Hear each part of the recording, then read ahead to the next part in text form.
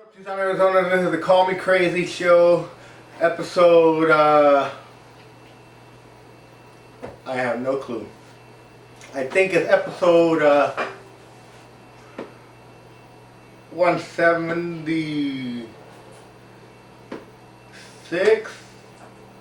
I don't know. But, I'm very happy to be here.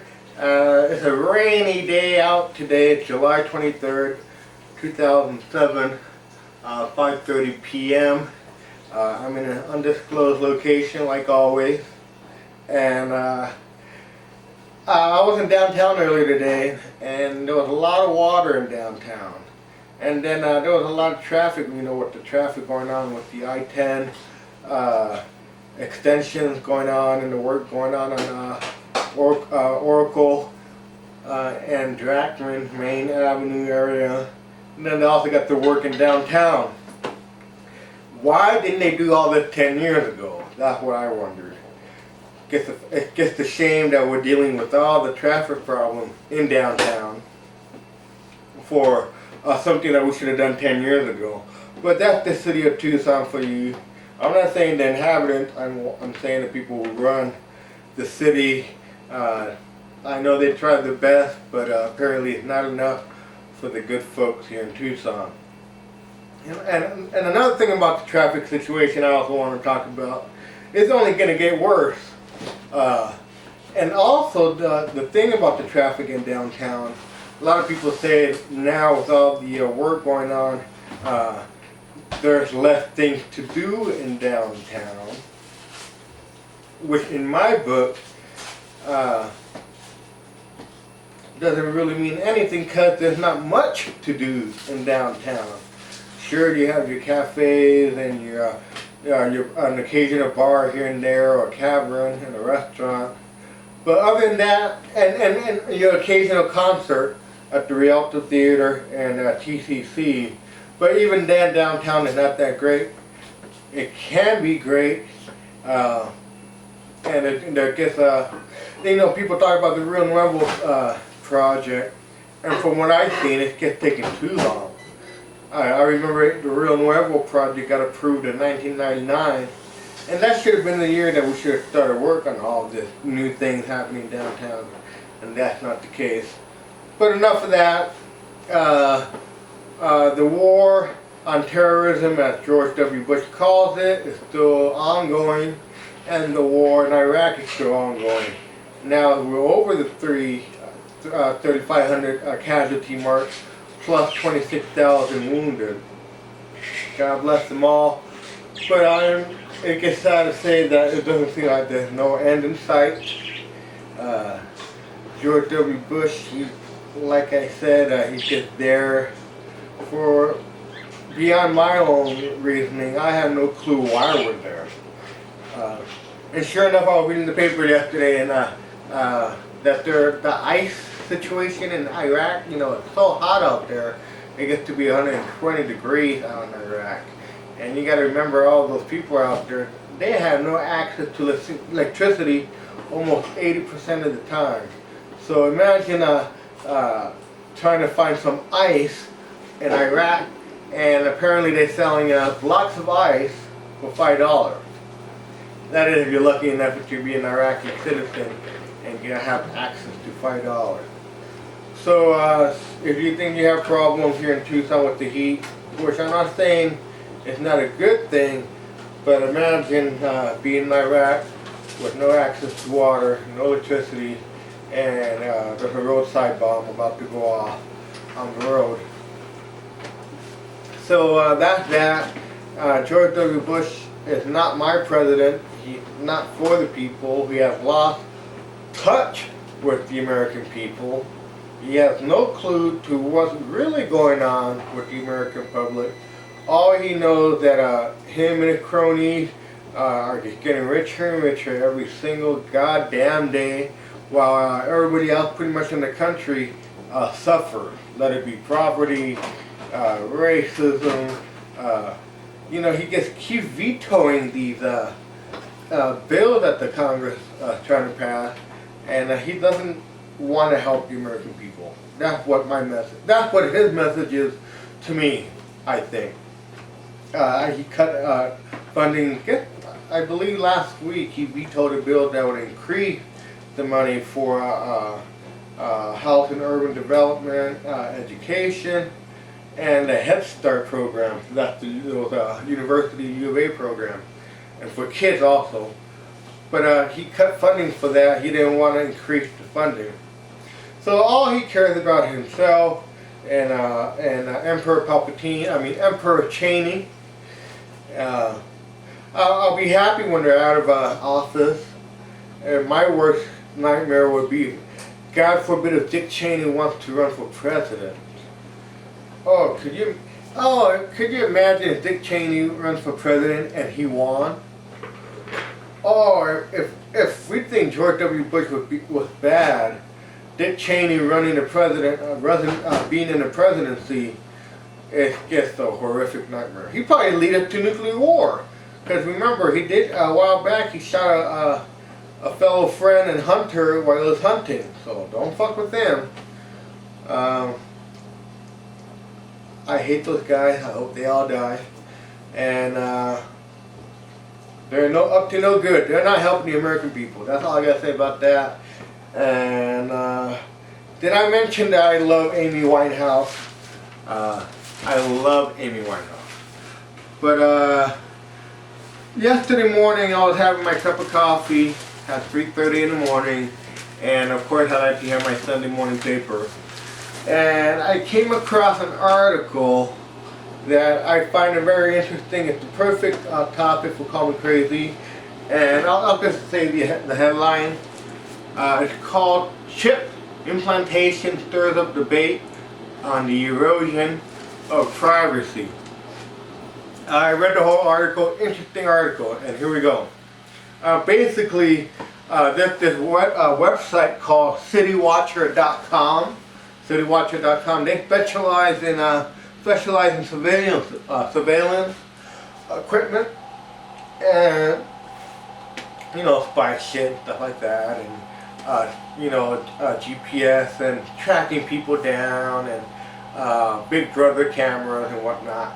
But anyways, this company now have workers where the company themselves implanted their own version of microchips into 2 employees. Apparently these 2 employees are high-level security employees at this, I guess, computer company, and their work is so secret, and their headquarters is so secret. No one is allowed other than the 2 who had the chip. They had the chip implanted in the forearm, and those 2 workers, for them to get into the room, the high-tech room, they go up to the door, and there's a side panel, and they do the scanning thing. Total recall shit. And that's the first of its kind now that the American public knows about. That's that. We know for a fact that they've been doing the chips, the microchips in dogs and livestock and cats.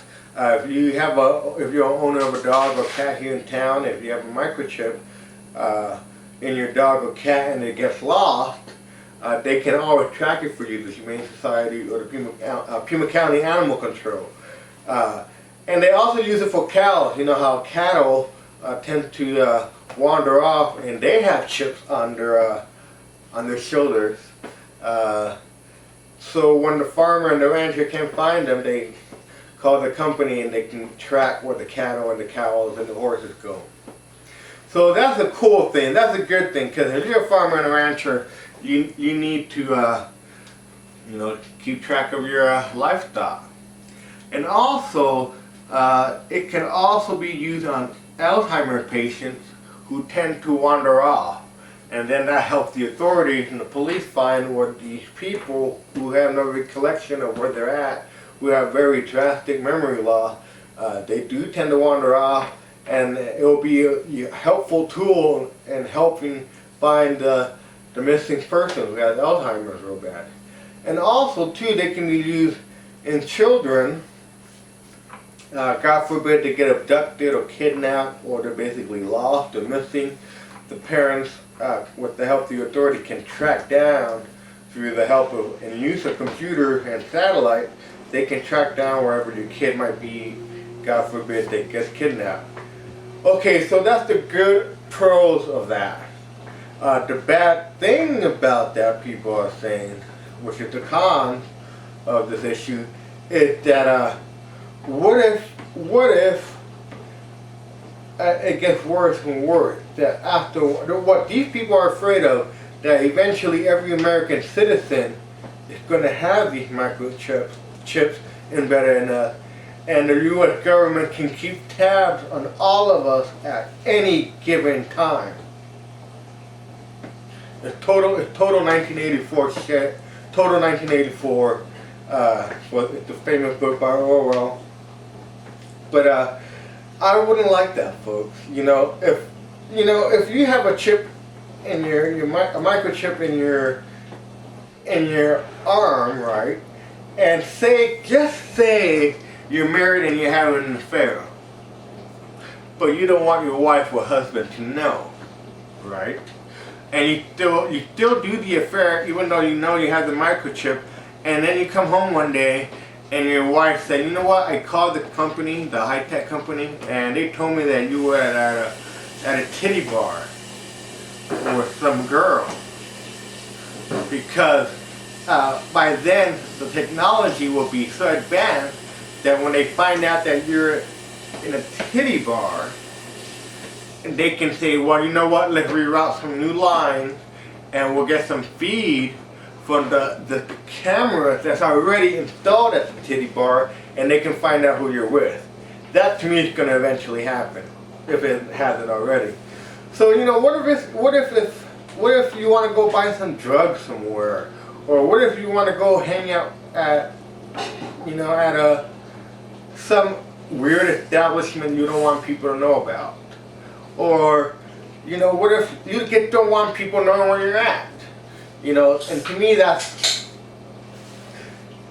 saying that eventually when criminals get released from prison, that they'll get tagged with the microchip eventually, so the U.S. government can keep tabs on the criminals, and then they're going to start doing it on the pedophile, and then they're saying that eventually they're going to do it on illegal immigrants, like illegal aliens that come into the Canadian-Mexican border. They're saying that the U.S. government eventually will implant this microchip on the illegal alien, saying, you know what, get the fuck out, and if you come back through this fucking border, we're going to know that you're coming back, and we'll be right there to hunt your ass down. So that's the bad thing. For me, the biggest pro is, I don't have children, but I have many nieces and nephews and godchildren, and I think that's a great idea. If you have kids and you want to put the microchip in them, do it. But I would say to do it till the age of maybe 13 or 12, or maybe even 12 or 11, where they're old enough that that they can take care of themselves and they won't do no stupid decisions concerning strangers. So, I like that. If I have my own child one day, which I hope I do, I would implant that, get to say, I can keep tabs on her 24/7. And then when she turns around 12, or when he turns around 12, I take it out. That's the way I would do it. But I wouldn't like the U.S. government implanting a chip in everybody. Okay, now here's the scary part, folks. Here's the scary part. And this is actually true, folks. Here's the real part. Here's the real part. Where the hell is it at? Okay, so I'm talking about microchips. Okay, this is really true, folks. And here it goes. Microchips are now fixed to car windshields as toll-paying devices, which means, in big cities where they have to pay a toll, that they can tell when you're going back and forth on a toll because of microchips. Okay, so microchips are now fixed to car windshields as toll-paying devices on contactless payment cards called Chase's Bank Blink or MasterCard PayPass. That's what PayPass is. It's a microchip, dude. And they're also embedded. Microchips are also embedded in Michelin tires, library books, passports, and unbeknownst to many consumers, on a host of individual items at Walmart and Best Buy. So it has already started, folks. They're taking over. We don't even know it. Did you just hear what I said? And an unknown to many consumers, microchips are also on a host of individual items at Walmart and Best Buy. Game over, folks. The U.S. government knows, oh, homeboy bought a Panasonic Progressive Scan DVD player and it's located at this so-and-so address on the second floor. And God forbid if there's a microchip on the toilet paper. Why would they want to have microchip on the toilet paper at Walmart anyways? The U.S. government, what, there's a guy behind a desk at the U.S. government at the Pentagon, and he's like, yeah, call me crazy, took a shit, and he used this brand of toilet paper at this time, during this day of the week. Why are there microchips on certain items in Best Buy and Walmart? God forbid that there's a freaking microchip on a toothbrush. And we don't even know it? So now we do. I read that yesterday and I just had a shit fit. I had a panic attack. I was like, oh my God. I thought about throwing everything out of my house, dude. I was like, what? You know what? Oh, I gotta go. Bye. Anyways, microchips is our topic today. Here's another thing I came across too. This is a woman, her name is Catherine Albrecht, and she's a privacy advocate who specializes in consumer education. And she says, ultimately, the fear is that the government or your employer might someday say, take this chip or starve. Could you imagine that, like 20 years from now, you go apply, there's no more jobs, you know, all the good jobs are taken, you know, and the only way you can get hired is you let your employer put a microchip in you. That's going to happen one day, folks, if it hasn't already. Okay, and here's another thing. Other critics saw the implants of the microchips as the fulfillment of a biblical prophecy that describes an age of evil in which humans are forced to take the mark of the beast on their bodies. You know, I have a friend of mine who's really, he knows about all these religions. He's very well educated in philosophy and theology, and he knows all these religions. And I talk to him about once a week, and I'm going to tell him about this stuff because he will probably tell me that, you know, dude, that is the mark of the devil. So, you know, some people think if you get the microchip implant that you're a Satan worshiper, which I don't believe. But it's kind of scary to know that one day all that's going to change.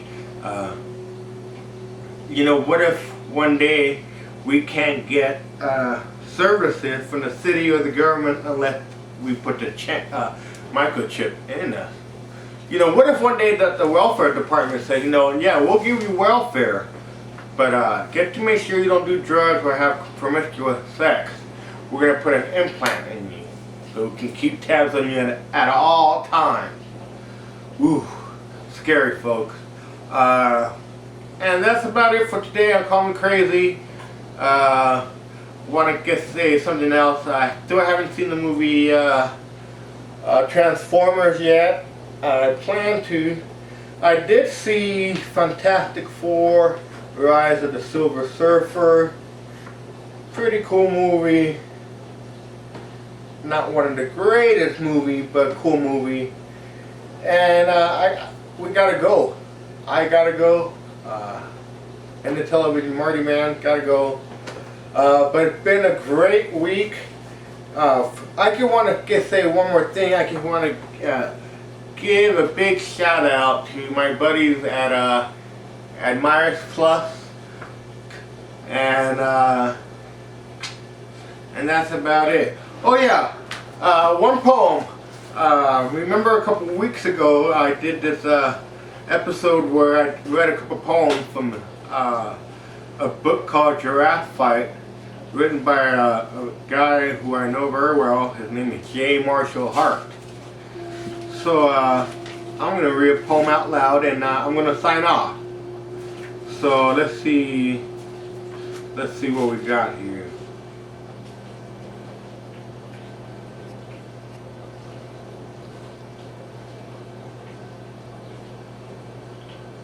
Okay, here we go.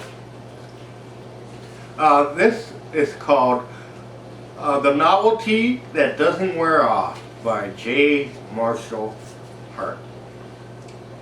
Danny wears sweaters like they hurt. He has 2 tattoos, one over each kidney, of swimming pools.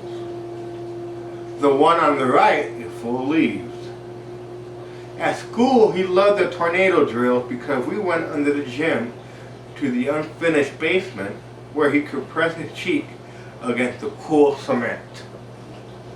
His father was a great man in a small sense. His mother was a statue.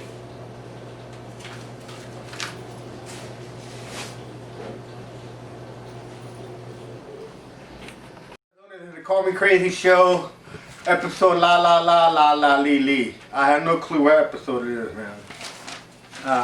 Today is July 30th, 2007. We're shooting in an undisclosed location because I only learned from the best, and that's Dick Cheney. But anyways, I'm happy to be here. It's been raining like crazy for the past couple days. The street in front of my house was totally flooded. And I think the other day I saw the Ark go by. You know, Noah, the Ark, get it? Okay, that's enough of that. There's 2 big things I want to talk about in today's show. First thing is, yesterday I was reading the Sunday paper. Yes, people are reading newspapers. But anyways, I read everything. And basically I read every magazine, book, newspaper, periodical, reference, whatever I can get my hands on, I read it. Even an encyclopedia, I like to read them. But anyways, I get off track. But this guy, a columnist, his name is Joseph L. Galloway. He's a military columnist for the McClatchy newspapers, and a former, and I say the former senior military correspondent for Knight Ridder newspaper. So that's pretty legit. So this guy knows what he's talking about. He spent pretty much his entire career learning and interviewing the military and studying all the aspects of the military and reporting it to the American people. But this is Joseph L. Galloway. He wrote an editorial, and I'm going to read it to you guys because he basically wrote what I feel, believe it or not, and I'm pretty sure the American public feels the same way. But he wrote an editorial, came on yesterday's Arizona Daily Star, thank you very much. And the title of the column is called No Vacation Break for U.S. Troops in Iraq. This is my opinion by Joseph L. Galloway.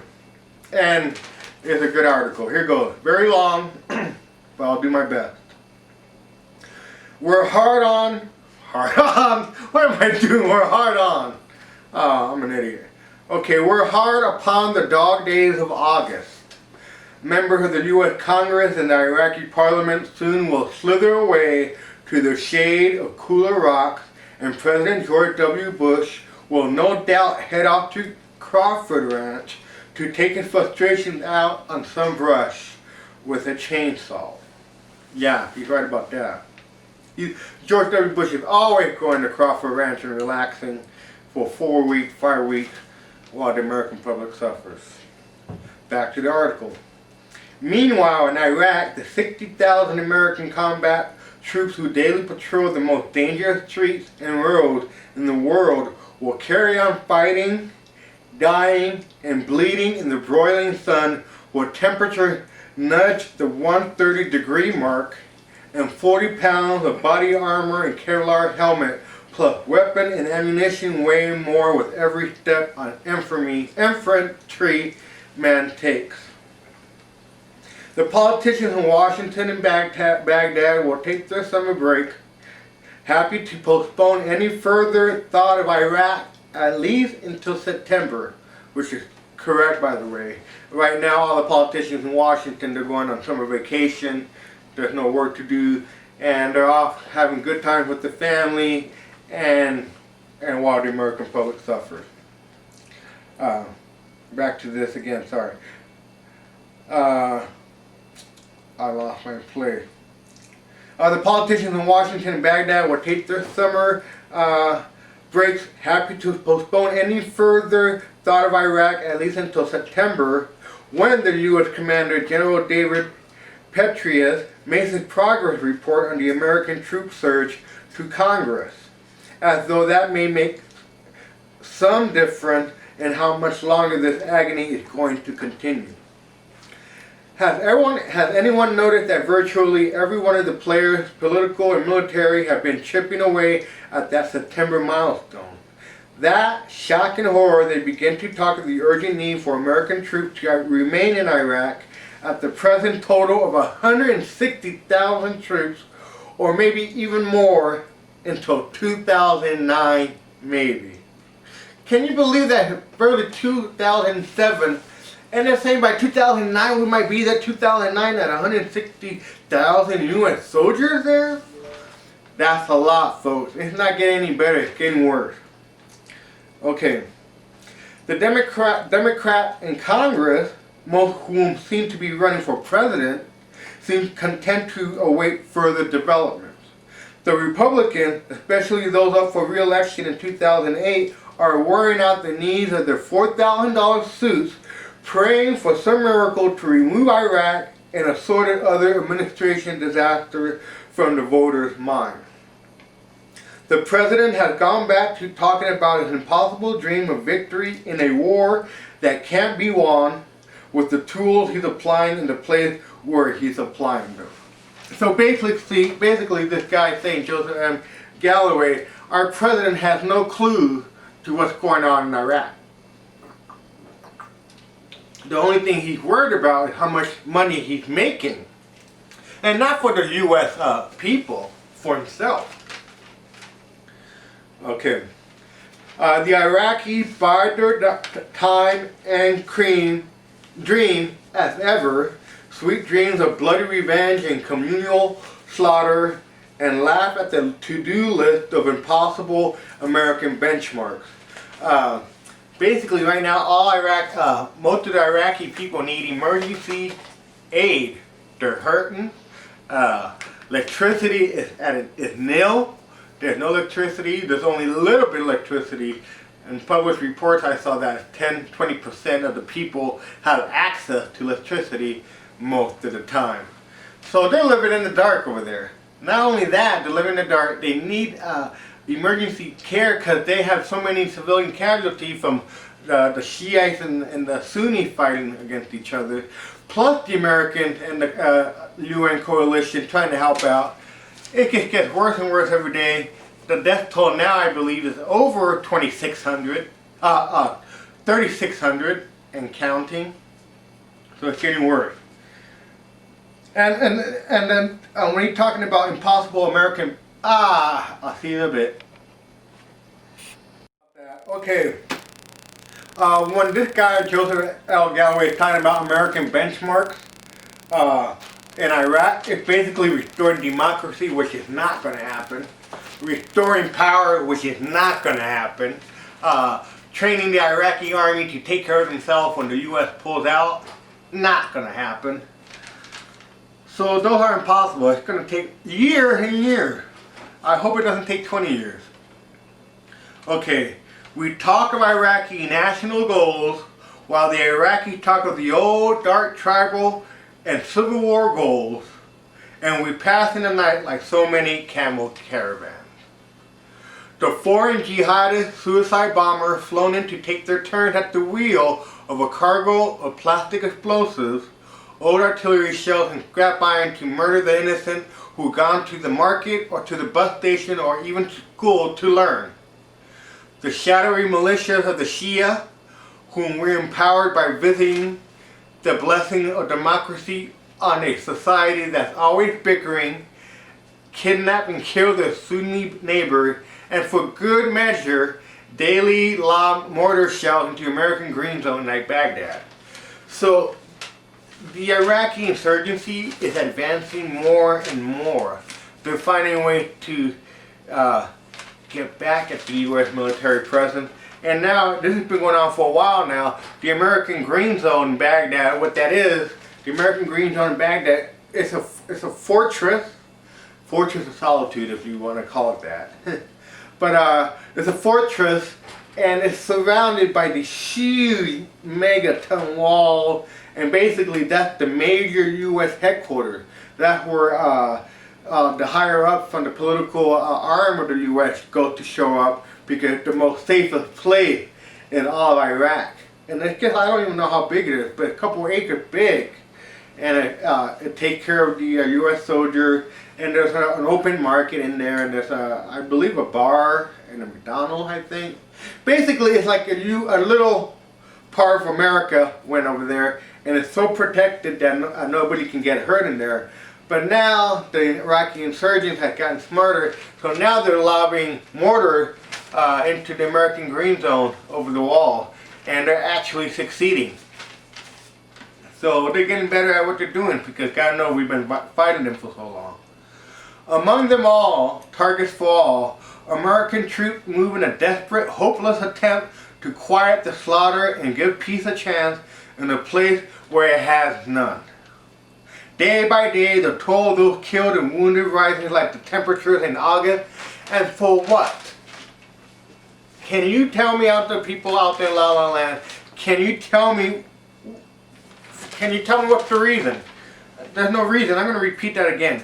Day by day, the toll of those killed and wounded in Iraq rises like the temperatures in August. And for what? People say it's the war on terror. Or George W. Bush says it's the war on terror. You know, what I think it is that we all know it. He wants the money. He's making money. He's getting richer. He's getting richer and richer by every moment that passes, that he gets closer to the end of his presidency. So I said this once before, I'll say it again. When George W. Bush stepped down out of office, I think, what is that, early January 09, I believe. I don't know what the day it is, but I'm pretty sure it's January 09. That's when he'll step down and Hillary Clinton will be sworn in.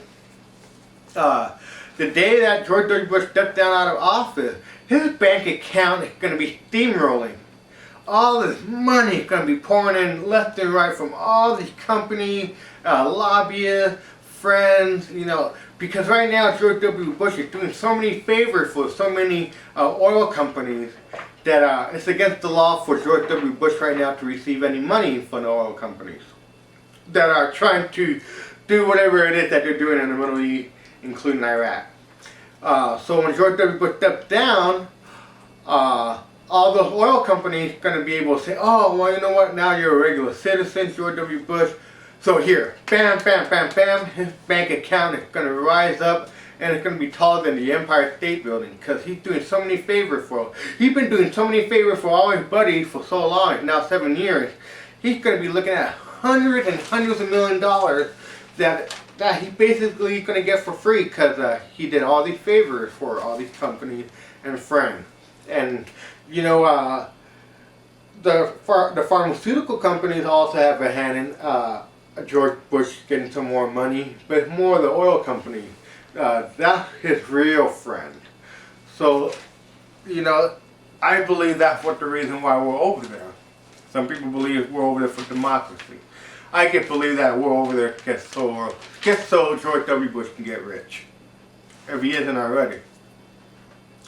It's their blood and the blood of the American soldiers that stains the hands of politicians who are vacationing when they should be working to bring this insane war to an end, to bring those American troops home from Iraq, and redirect their energy toward Afghanistan and neighboring Pakistan, where the real enemy, the real Al-Qaeda, plots real attacks on Americans at home and abroad. Thank you very much, Joseph Galloway. I've been saying that all along. The real enemy is Osama bin Laden. No one has mentioned his name in the past 3 years on the news. Once in a while we'll get a videotape from him, but that's just small news compared to the war in Iraq. He's the real villain. He's the real enemy. His group of friends is the real people who carried out the 9/11 attack and the USS Cole and the 1998 embassy bombings in Africa. They were all behind those 4 bombings. Those guys are good. They'll do it again. If 9/11 happened, they'll do it again, and those are the real enemies, and we're not even looking for those guys. You know, George W. Bush said there's like Al-Qaeda in Iraq. Al-Qaeda wasn't in Iraq when we got there. Al-Qaeda went to Iraq because we were there. So go figure. There is no vacation break for our troops this August. Only another day, another week, another month, and another patrol on an impossible mission in a war that their commander-in-chief and his men expect to be over and declared over 4 years and 4 months ago, after the mission accomplished. The banner that draped across an aircraft carrier and where a crowd saw the sign.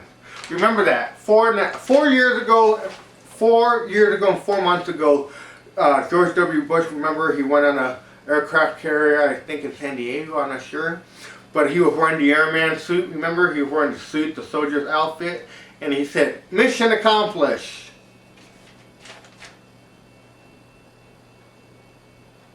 Nope. What world are you living in, W. Bush? What world are you living in? Sesame Street land? It's sad. It makes me angry that the other people out there who feel the same way, you know, and they're just dying for nothing. That's what, I hate to say that. I know several people. One came home already. But God bless all those U.S. soldiers and troops. I just want them all to come home and let George Bush and his crony go deal with the Iraqi insurgents. Shit, if Dick Cheney knows how to use a shotgun and he hunted down his own buddy in the woods up in wherever it was, let's put Dick Cheney in the Kevlar and the Hummer and let's send him out to the front line. I bet he could wipe out the whole Iraqi insurgency by himself. That's all we gotta do, bring all the U.S. soldiers home and send Dick Cheney. Dick Cheney and one rifle, a shotgun, and one handgun. That's all he needs. Those 3 guns, and the war is over. Because you do some serious ass kicking. One of the politicians in Washington that month, when George W. Bush was wearing the airman suit, said, "It's a cakewalk." Almost 4.5 years later, it ain't a cakewalk, it's a fucking death march. Okay, have a nice vacation, all you fucking politicians. And by the way, keep your fucking bloody hands hidden, cause don't let people like me and Joseph Galloway find them, cause we will hunt you down and we will feed you to the pigs. Oh yeah, we don't want to frighten the children on the beach. So that's for that. Alright. Okay, one more thing.